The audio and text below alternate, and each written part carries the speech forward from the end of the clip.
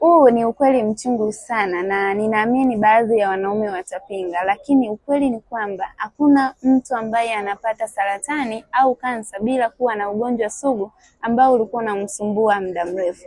Ukisikia mwanaume amepata saratani ya tezi dume, basi tambua kwamba mwanaume huyu alianza na tatizo la kutanuka au kuvimba kwa tezi dume na amekaa nalo kwa muda mrefu, na ndio maana amefikia hatua ya kupata saratani ya tezi dume. Sasa hii itakuwa ni taarifa ama utakuwa ni ujumbe muhimu sana kwa wewe mwanaume ambaye unakabiliwa na changamoto ya kutanuka au kuvimba kwa tezi dume kwa sasa, ambao bado haujafikia hatua ya saratani.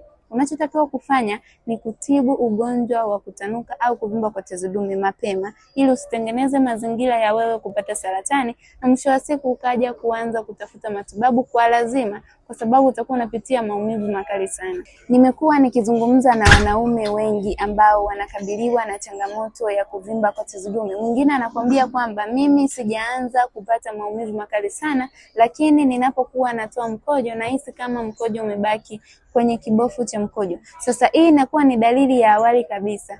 Sio lazima usubiri kwamba ukianza kuanzisha mkojo ndio upate maumivu makali sana ndipo utambue kwamba una changamoto ya tezi dume au ndipo uende kupata vipimo. Hata wewe ambaye kwa sasa ukimaliza kukojoa bado unahisi kuna mabaki ya mkojo kwenye kibofu, unatakiwa kupata vipimo, na endapo ukagundua una changamoto ya tezi dume uchukue hatua mapema.